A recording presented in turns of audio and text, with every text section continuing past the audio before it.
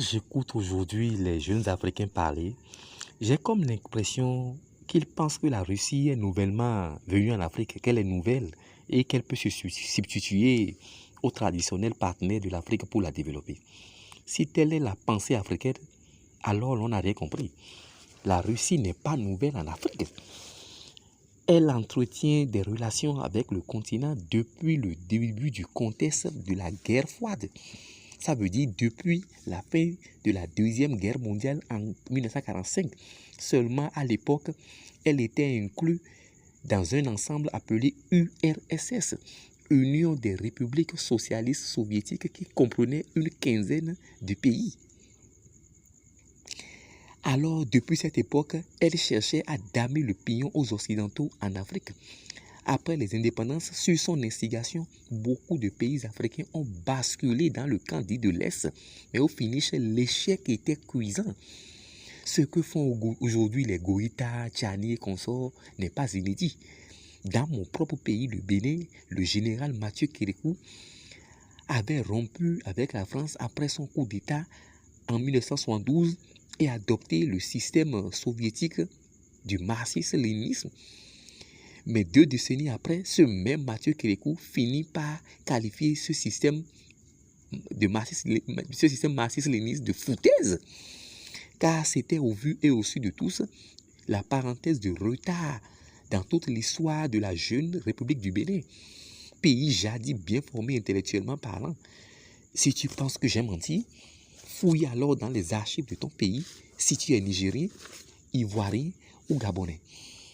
Les enseignants du Dahomey, devenus par la suite Bénin aujourd'hui, sont ceux à qui l'on avait recouru après les indépendances pour l'encadrement dans ces pays que je viens de citer.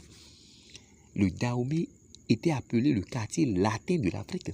C'était un pays dont on ne parle pas particulièrement en matière de ressources minières, mais sa richesse était son élite.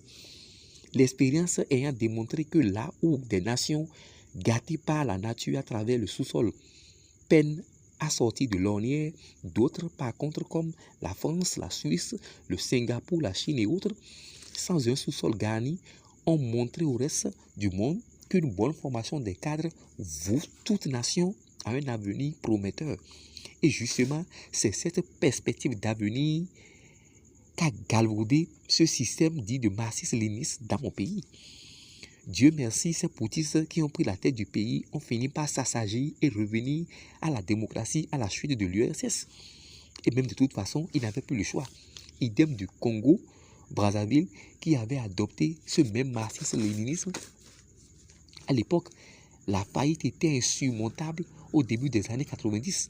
Bon nombre de pays africains ont échoué dans la première moitié d'après les indépendances du fait de leur alliance avec l'URSS dont la Russie était locomotive. C'était un système opaque, ambigu et incohérent qui était allergique à l'alternance et dans lequel les mêmes clans conservent le pouvoir ad vitam aeternum, c'est-à-dire des générations durant. Un système fait de brutalité, de mauvaise gouvernance, bref, de tous les ingrédients qui concourent à la décadence. Là où on dit la France a arriéré ses anciennes colonies, le constat sur le terrain est quand même tout autre. En Afrique de l'Ouest, par exemple, la Côte d'Ivoire et le Sénégal, qui sont restés étroits dans leur partenariat avec la France, sont ceux qui ont les économies les plus reluisantes de la sous-région parmi les francophones.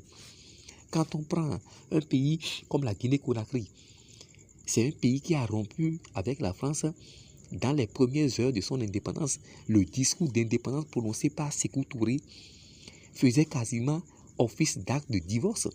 Ce pays avait adopté l'URSS dès sa naissance, mais aujourd'hui, le constat est amer.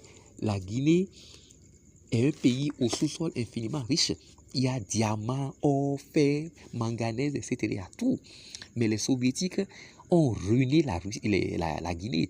En théorie, la Guinée est riche que la Côte d'Ivoire, sa voisine immédiate. Mais aujourd'hui, on ne peut pas faire une comparaison entre elles deux. La Côte d'Ivoire dépasse de loin la Guinée. La dernière CAN, Coupe d'Afrique des Nations, en Côte d'Ivoire devrait normalement se dérouler en Guinée. Mais après 4 ans de préparation, la Guinée n'a pas pu se doter d'infrastructures pouvant abriter l'événement. Il n'y avait pas de route, pas de stade, pas d'hôtel digne du standard requis. Alors que 20 ans auparavant, des pays sahéliens tels le Burkina, le Mali ont pu relever ce défi. La Côte d'Ivoire, qui a été désignée pour remplacer la Guinée, qu'il vous souvienne, c'est en un an, elle s'est apprêtée. Preuve que la Guinée est beaucoup en retard. Un autre pays, l'Angola, c'est l'URSS qui a soutenu le mouvement indépendantiste dans la guerre contre le Portugal.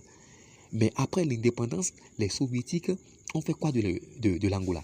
25 ans de guerre civile, plus d'1 million de morts. Un pays en théorie plus riche que le Nigeria, première économie aujourd'hui en Afrique. Mais là, ils ont ruiné l'Angola.